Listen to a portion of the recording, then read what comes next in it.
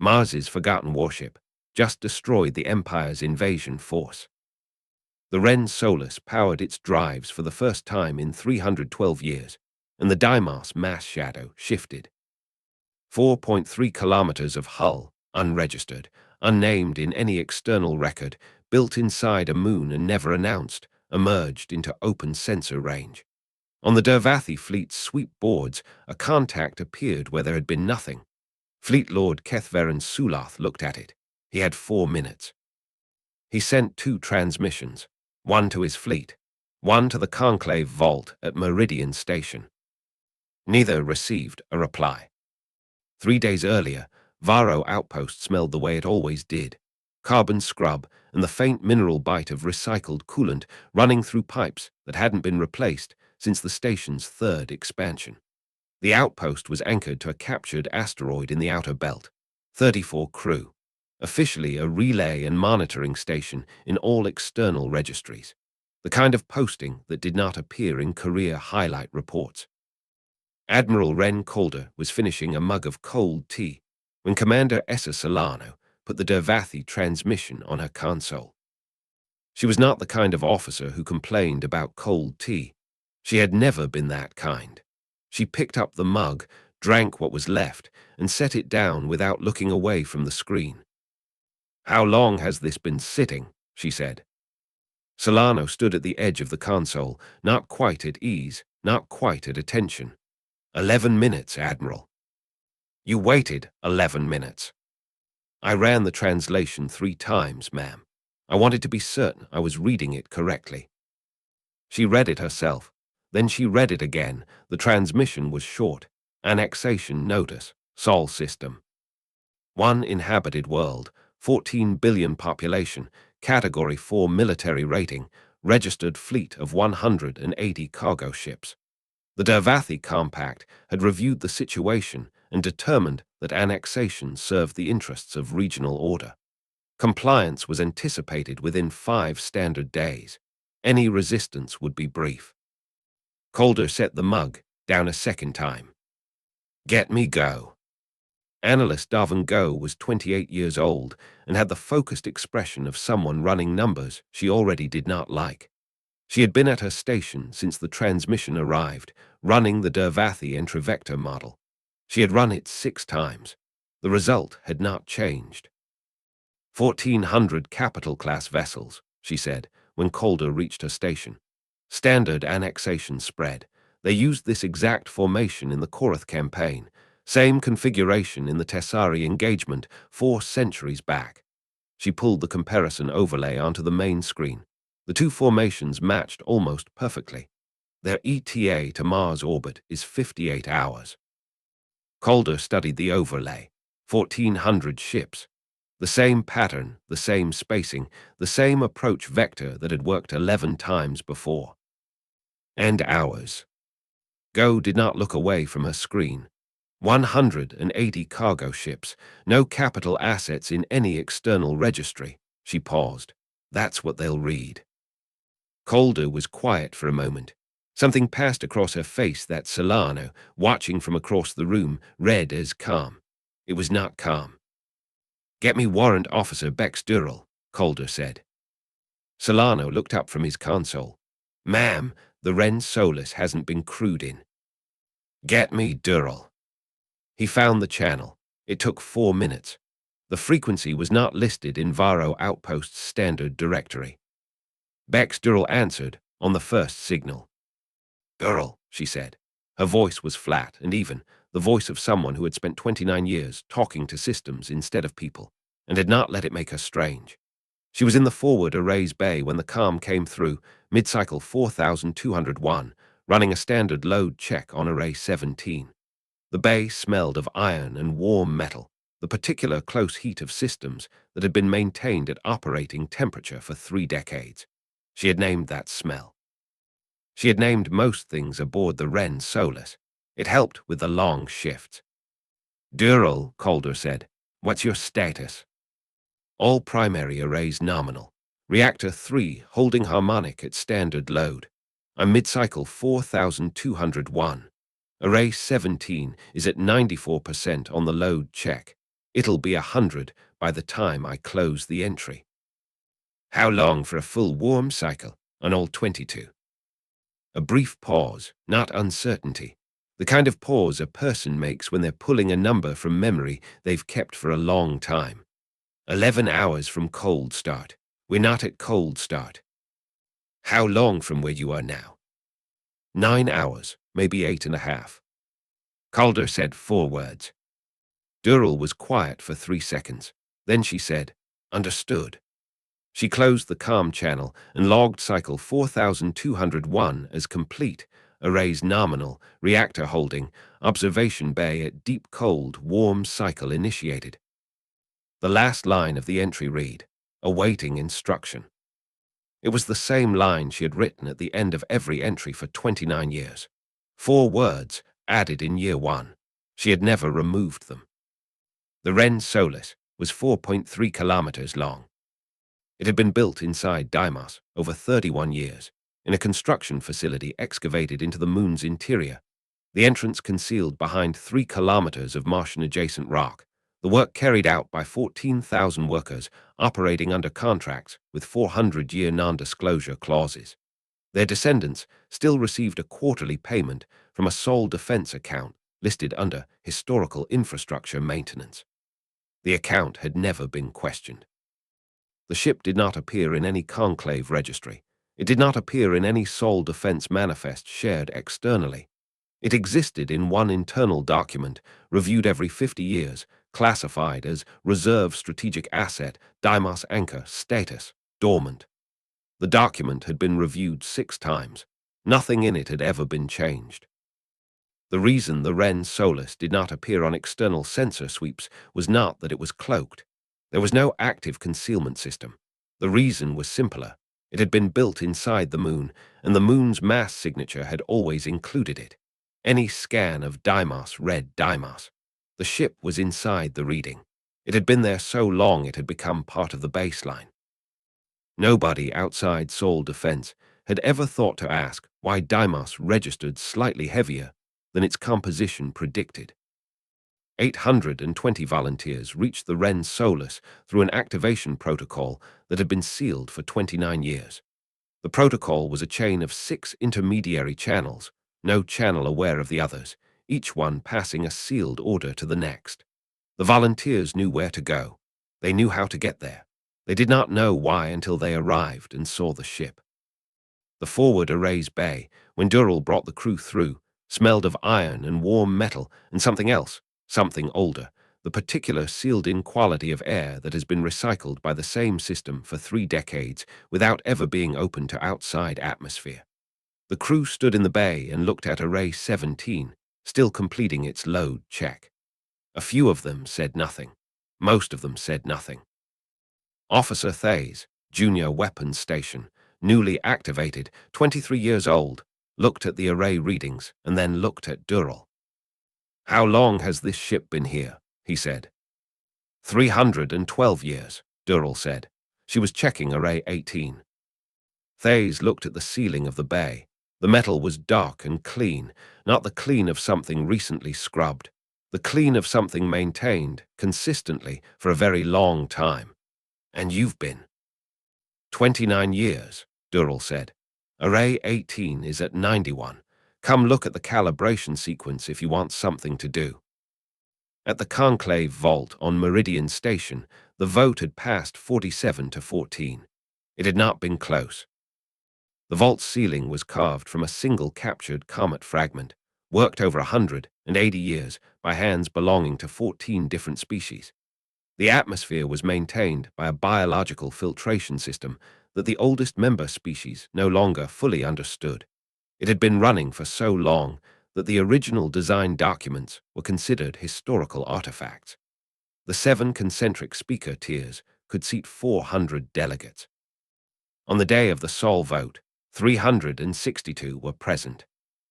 Oreth Vaughn was the oldest of them.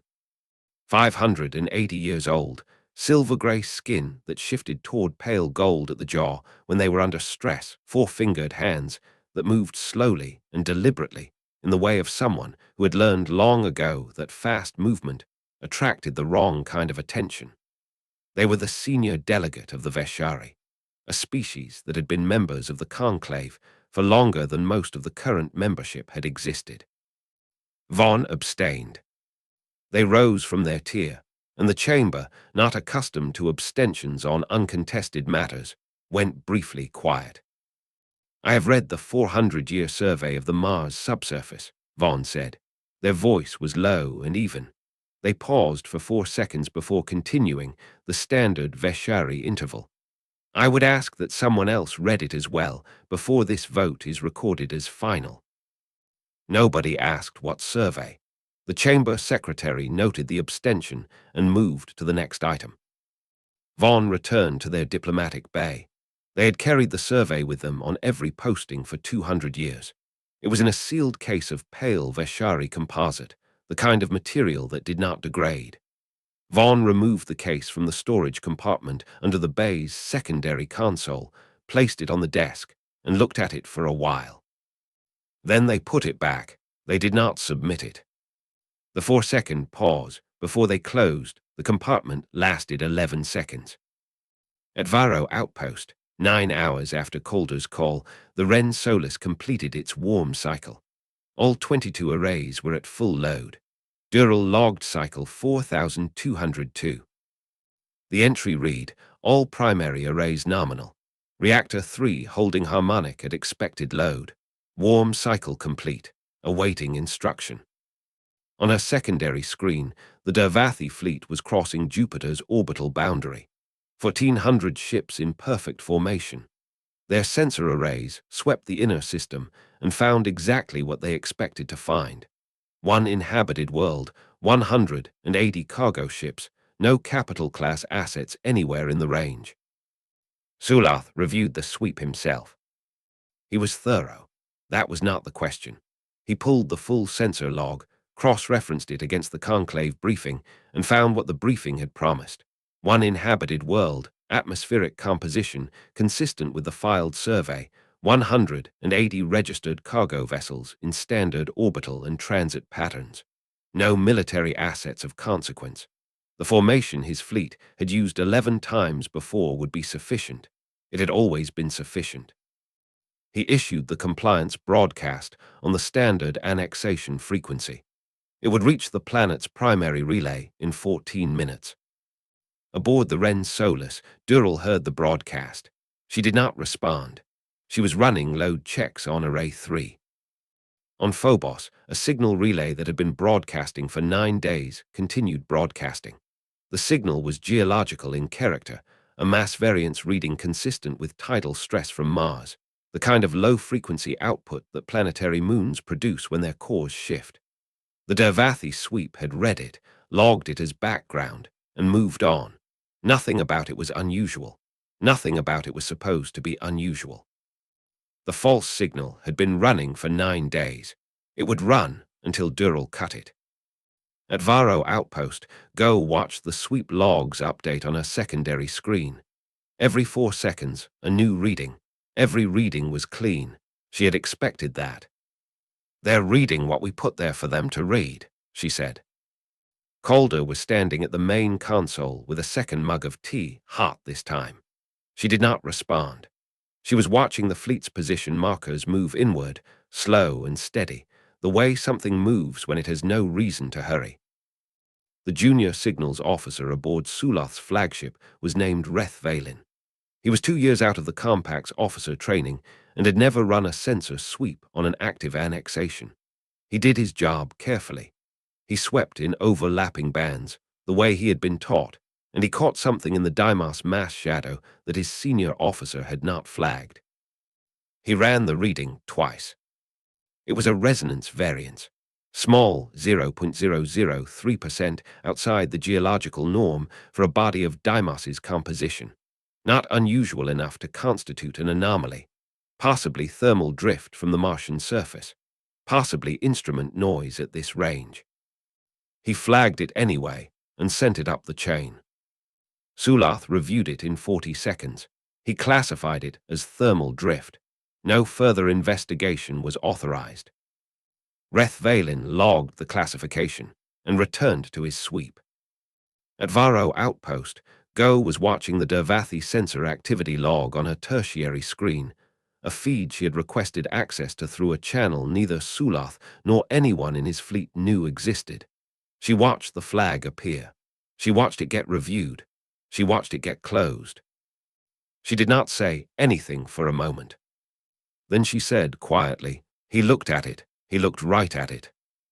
Calder drank her tea. "Yes," she said. 6 vessels were holding position at the inner edge of the system's secondary asteroid band, outside the range of the Dervathi sweep. They were small ships, not cargo class, not military class by any conclave designation. They had been built by species the compact described in its records as peripheral.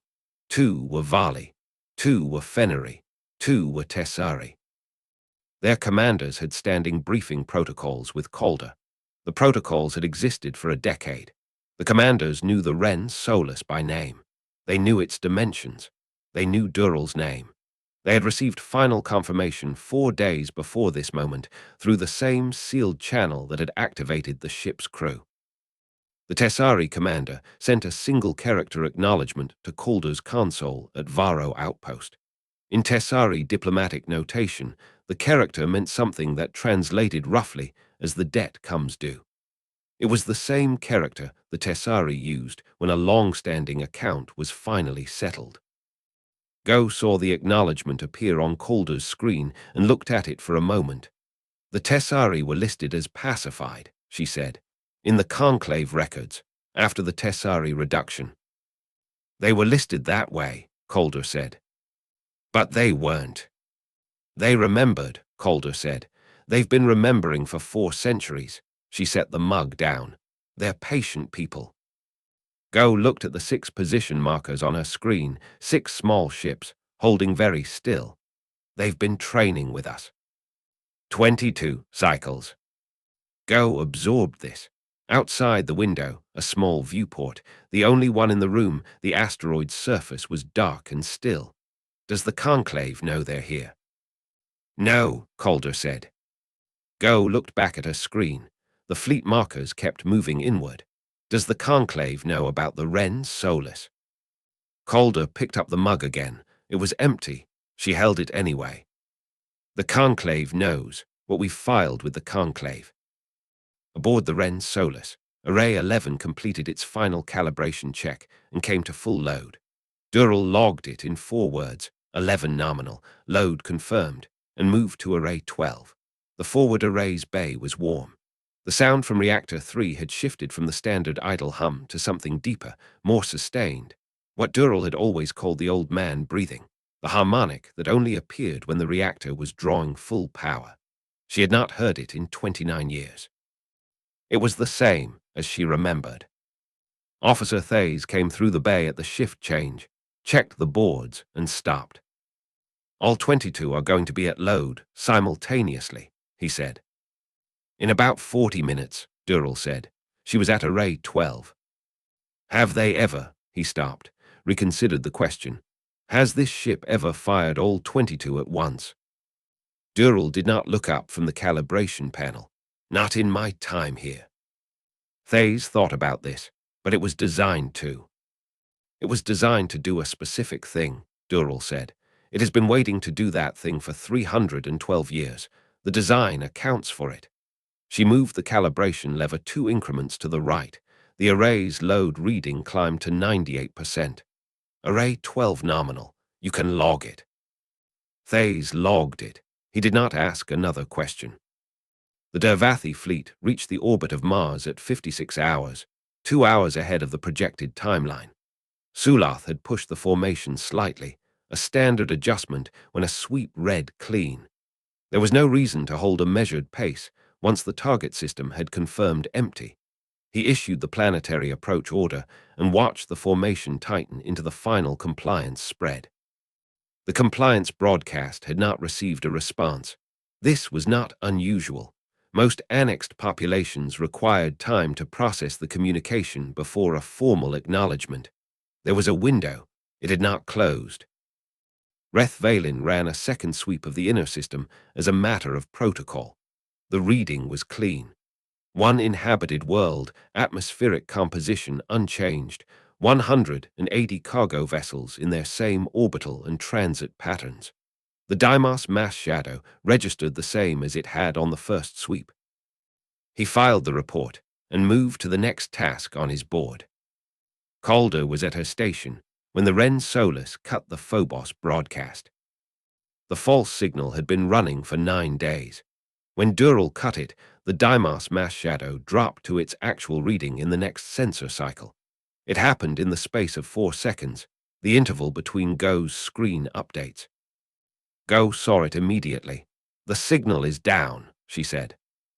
"I know," Calder said. "They'll resweep Deimos in." "I know." On the Ren Solus, Dural powered the main drives. The ship had not moved under its own power in 312 years. The drives came up in sequence. Dural had run the startup protocol so many times across 29 years of maintenance cycles that she did not need to check the board. She knew the order by the sounds.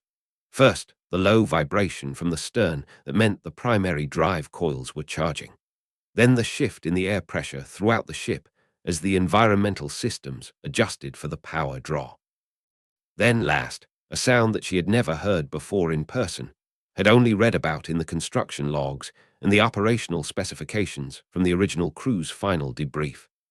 A rising tone from somewhere deep in the ship's frame, structural, the sound of a vessel that had been still for a very long time beginning, carefully, to move.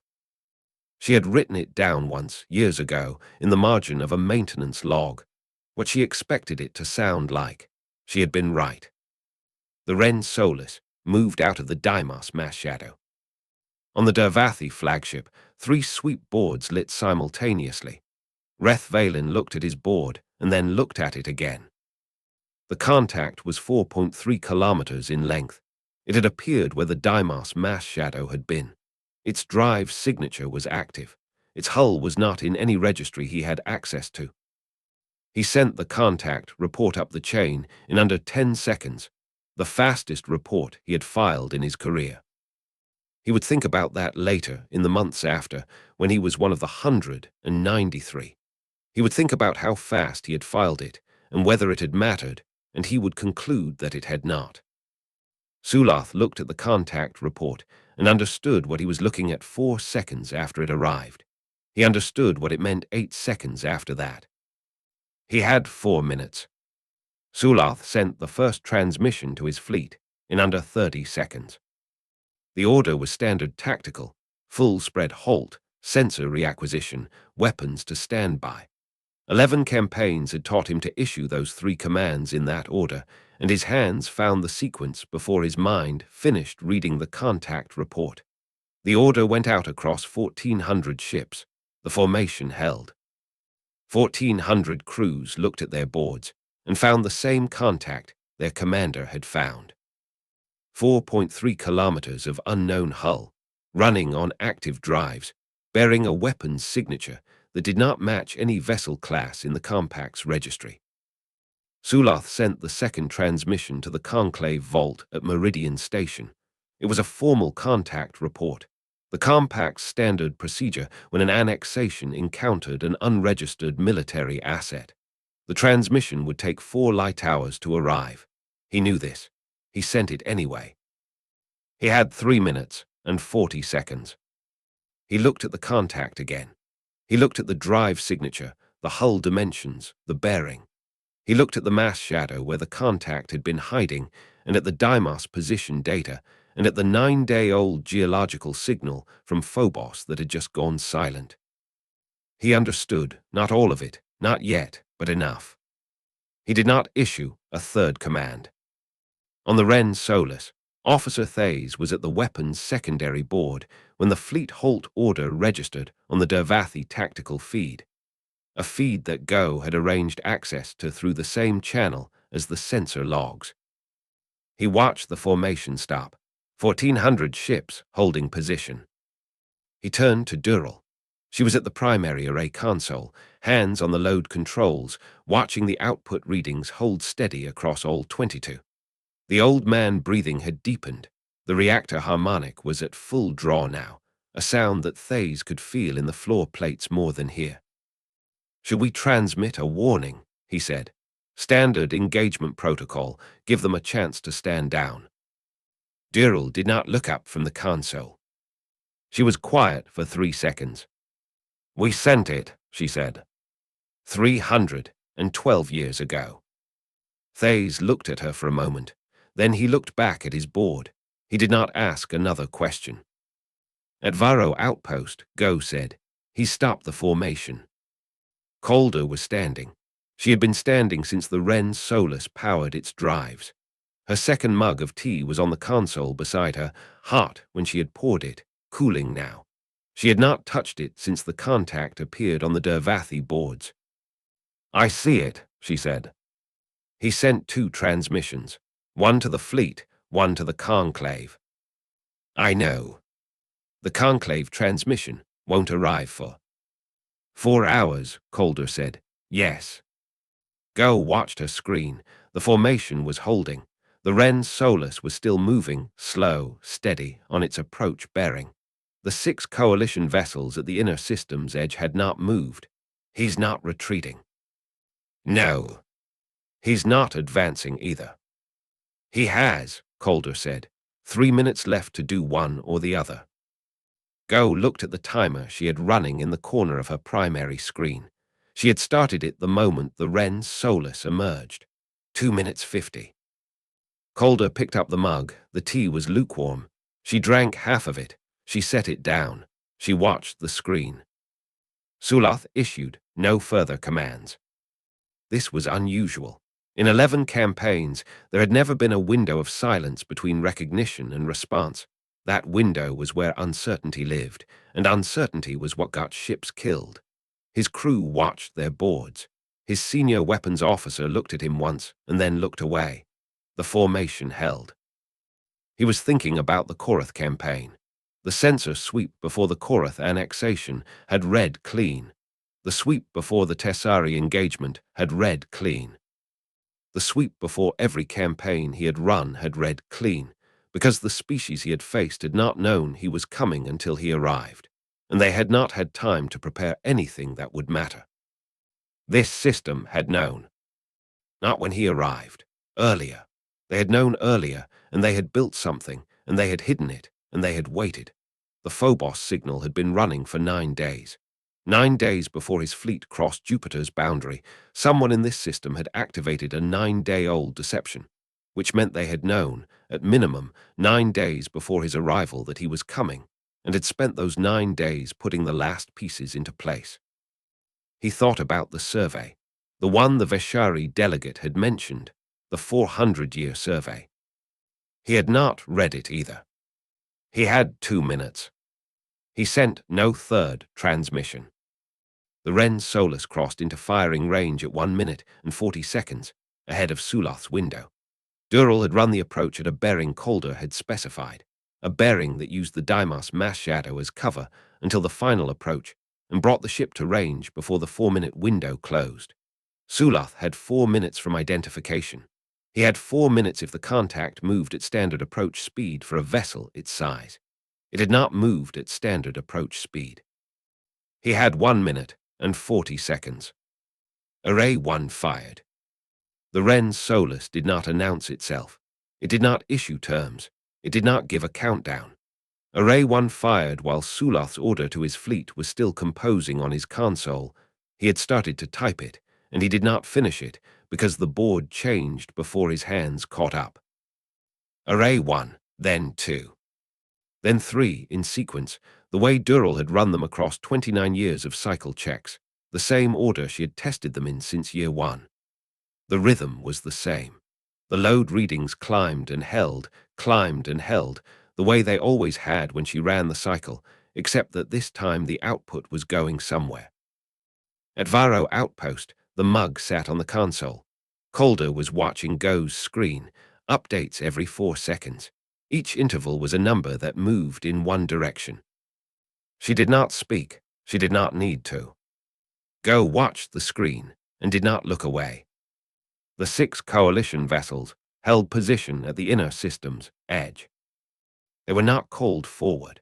Their commanders watched the engagement on their own sensor feeds, the same feeds they had been briefed on through the same channels 4 days before this moment.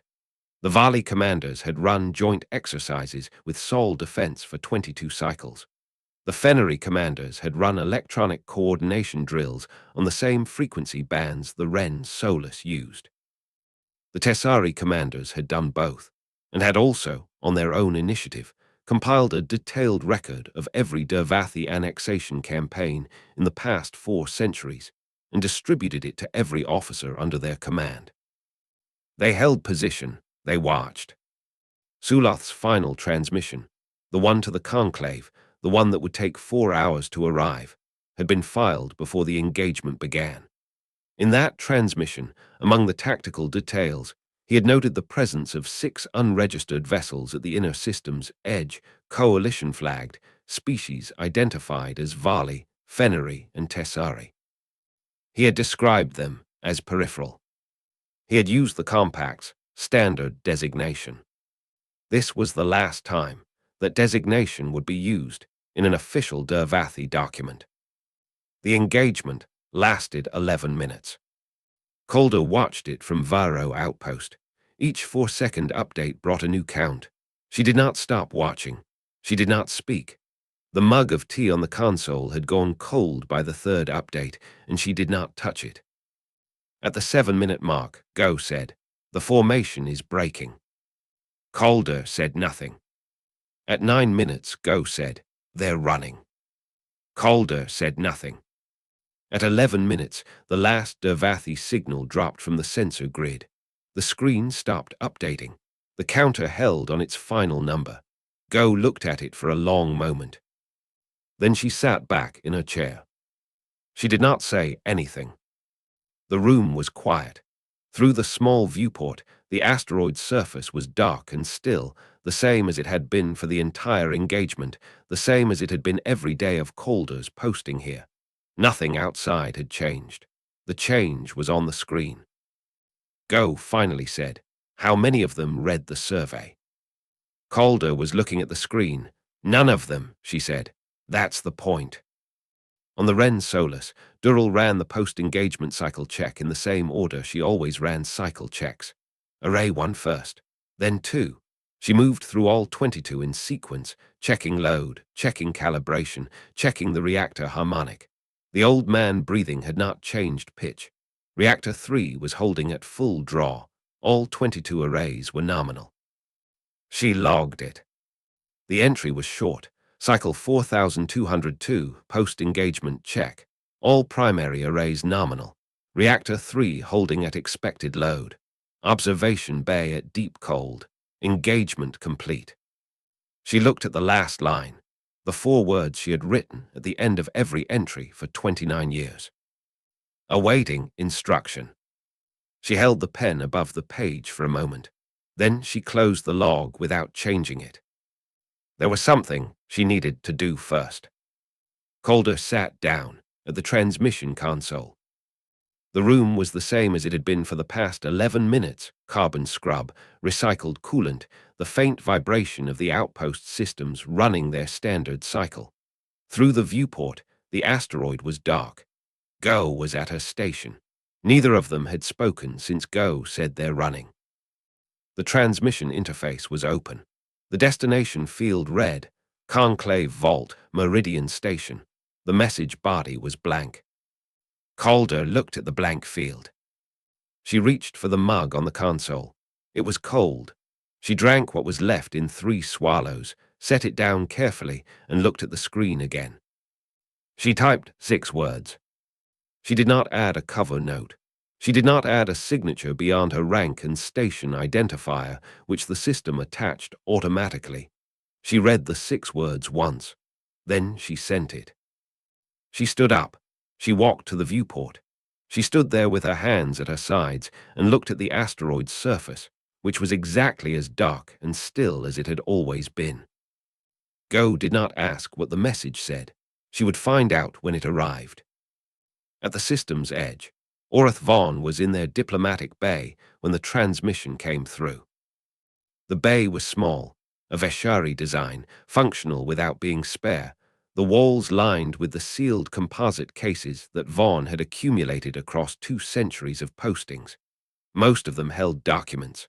All of them had been carried from assignment to assignment without being opened in front of anyone. Vaughn had a reputation, among younger delegates, for being impossible to read. Among delegates who had worked alongside them for more than a decade, the reputation was slightly different. Vaughn was perfectly readable if you knew that the 4-second pause before every response was not hesitation but listening, and that what they were listening to was the part of the room that wasn't talking. The transmission arrived. The console chimed once. Vaughn waited 4 seconds before opening it. They read the 6 words. They read them again. They sat with the screen for a long time, long enough that the bay's environmental system cycled twice, long enough that the pale gold had fully settled into their jaw and throat, the stress coloring, the Veshari tell that they had never been able to suppress and had long since stopped trying to. Then they reached under the secondary console and took out the sealed case. The Ren Solus was still. Dural had completed the post-engagement cycle check. All 22 arrays were nominal. Reactor 3 was holding. The old man breathing had not changed. The harmonic was still at full draw because she had not yet taken the reactor down from operational load. She would. There was a sequence for that, the same way there was a sequence for everything on this ship. She had run it in her head many times over 29 years. She knew exactly how long it would take. She had not started it yet. She went back to the log. The last entry was still open on the page. Cycle 4202, post-engagement check. All arrays nominal, reactor holding, observation bay at deep cold, engagement complete. And at the bottom, the 4 words she had written in year 1 and carried through every cycle since. Awaiting instruction. She read it. She had read it 4,202 times. She picked up the pen. She crossed out awaiting. She wrote 1 word above it. The entry now read, instruction received. She closed the log. She set it on the console beside the array readouts, where it had sat for 29 years. Then she began the reactor drawdown sequence, the same order she had always planned to run it, the order she had kept in her head like a piece of furniture waiting for the right room. 193 Dervathi vessels exited the Sol system. The number came through on Go's screen as a final count, logged automatically by the sensor network as the last Dervathi signal crossed the outer boundary. She looked at it for a moment. Then she opened her incident log and entered it. 1,400 had come in, 193 left. She did not say the number out loud. The Ren Solus had already filed its post-engagement report, 3 lines, Dural's standard format, every array nominal. The report had come through Calder's console while Calder was still at the viewport. Calder had not moved to read it. She had not needed to. The 6 coalition vessels at the inner edge sent a collective acknowledgement, a single formatted line, in the joint channel protocol they had maintained with Sol Defense for 22 cycles. The Tessari commander's acknowledgement arrived last. It contained a second character after the standard confirmation mark. In Tessari diplomatic notation, the second character meant, the record is now accurate. Go filed it with the others. On Meridian Station, in the Conclave Vault, the session was in recess when Calder's transmission arrived. 14 delegates were present. A session aide opened the incoming queue as part of standard recess procedure and found the message from Varro Outpost. The aide read it. Read it again. Then they brought it to the nearest delegate, whose name was not in any record that matters to this account, and showed them the screen without speaking. The delegate read the 6 words. They showed the screen to the delegate beside them. The chamber was quiet for a long time. The message read, the Sol system remains unannexed. Calder, Admiral, Sol Defense. 6 words. The standard conclave annexation process required a minimum response length of 40 words to be entered into the formal record. Calder's message was not a formal response. It was filed by the session aide under incoming transmissions, not under annexation proceedings, not under military incident reports, not under any existing category. There was no existing category. The aide created a new one because the system required a label. They typed the first word that came to mind. They typed other. Vaughn opened the sealed case. The survey was printed on Veshari field paper, the thin, pale material that did not yellow and did not crack, designed for the long postings that Veshari diplomats took. The printing was dense and small, the technical notation of an early survey team that had spent 400 years in the records without anyone finding a reason to pull it.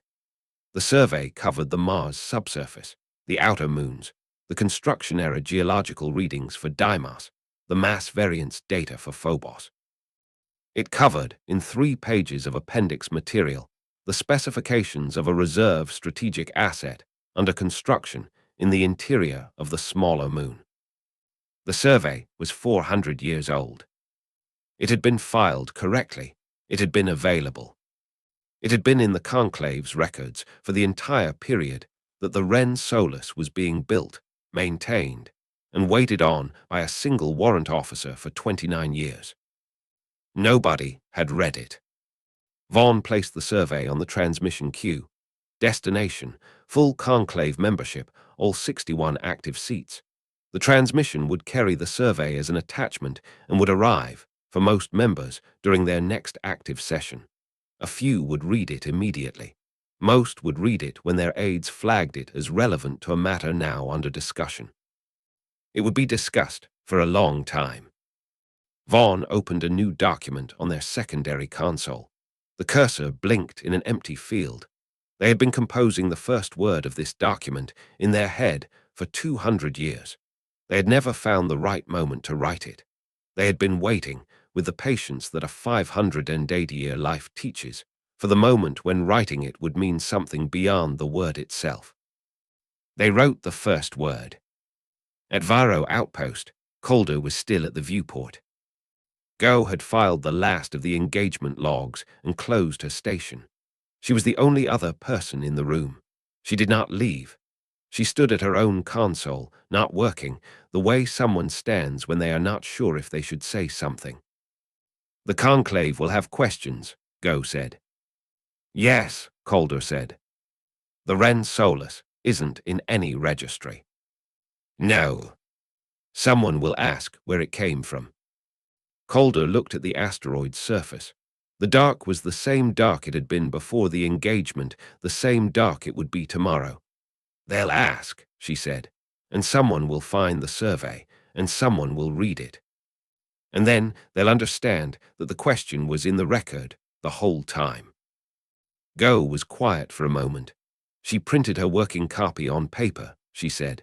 Dural, I saw it in the station manifest when we activated the protocol. She's kept a paper log for 29 years. I assumed it was a habit. Calder said nothing. Paper can't be remotely locked, Go said, or access restricted, or made to disappear from a registry that someone decides to close. She looked at her screen, then back at Calder. She's been keeping the only copy of the cycle record that nobody could delete. Calder did not confirm it. She did not need to. She was thinking about a mug of cold tea. She was thinking about the 11 seconds of Vaughn's pause when they left the chamber floor. She was thinking about 14,000 workers who had signed contracts with 400-year clauses and whose families still received a quarterly payment from an account no one had ever questioned. She was thinking about what it meant to wait. Not to delay, not to hold back, to wait, with the full intention of being ready when the moment arrived, and the patience to believe that it would. On the Ren Solus, the reactor drawdown was running through its sequence. The old man breathing was fading, the harmonic dropping in slow steps as each drive coil released its charge. Dural stood in the forward array's bay and listened to it go. She had named it in year 3. She had written the name in the margin of a maintenance log that she had since filled and replaced 7 times. The name had carried forward into each new log in the same margin position, not because the procedure required it, but because the sound deserved a record. The harmonic dropped to maintenance level, then below it, then to the low, steady background note that meant the reactor was holding at idle. The same note she had listened to for 29 years in the hours between cycles, the sound the ship made when it was alive but resting. She had never heard it from this side before, the side where the work was done. She stood in the bay for a while. The arrays were cold. The floor plates had stopped vibrating. Outside, the sensor feeds she was monitoring on her secondary screen showed an inner system that looked, to any sweep, exactly as it had before. One inhabited world, 180 cargo ships in their standard patterns, no capital-class assets in any registry. The Ren Solus was back in the shadow. Vaughn's sealed case sat open on the desk beside them. The pale composite lid was up. The case was empty now. The survey was in the transmission queue, filed and pending, addressed to 61 seats that had voted 47 to 14, and then moved to the next item. The new document on the screen had one word in it. Vaughn read the word back. Then they wrote the second word, and the third, and kept going, the document that they had been building in their head, alone, for 200 years, in every diplomatic bay of every posting, every time they had replaced the sealed case in its compartment and decided that the moment had not yet come. The bay smelled of old composite and the mineral trace of recycled Veshari air, and faintly, the carbon paper smell of a 400-year survey that had finally left its case. The case sat open on the desk. The pale composite interior was empty and clean, with a small impression in the lining where the survey had rested for 2 centuries. A faint rectangular shadow in the material, the shape of a document that had been carried a very long way before anyone was ready to read it.